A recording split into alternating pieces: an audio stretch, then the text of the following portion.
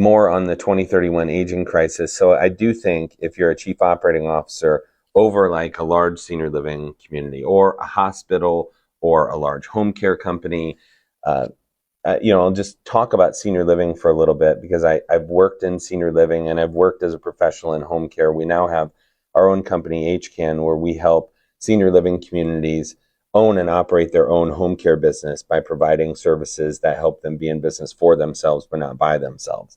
It's a unique model, but the challenge is that a lot of, as we talk with senior living operators, they will often say, well, we have to solve our employee problem first before we're going to do anything, Mark.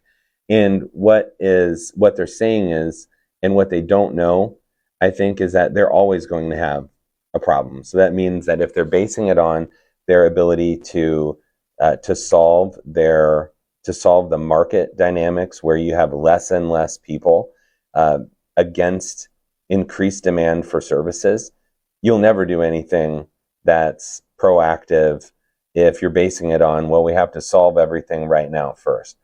But I would say this, there's kind of three things that come to mind when you look at your labor force and your workforce and why you may have a shortage of employees.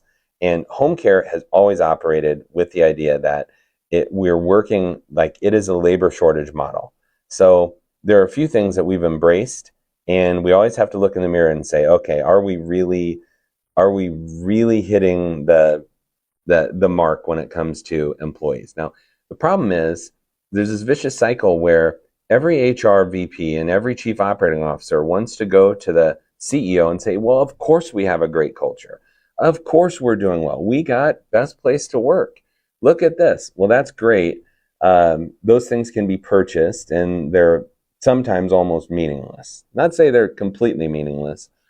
So there's three things. One, caregivers and healthcare workers, home care workers are looking for what in a direct supervisor in an environment? They're looking for what? Friendliness. The friendliness of the individual that they work for. Two, they're looking for a great communicator. They're looking for great communication from the people that they report to. And third, they're looking for a professional environment. They want to be proud of where they work and why they work there. They get the why already, but it's just the where. Can you help them be more proud of where they work?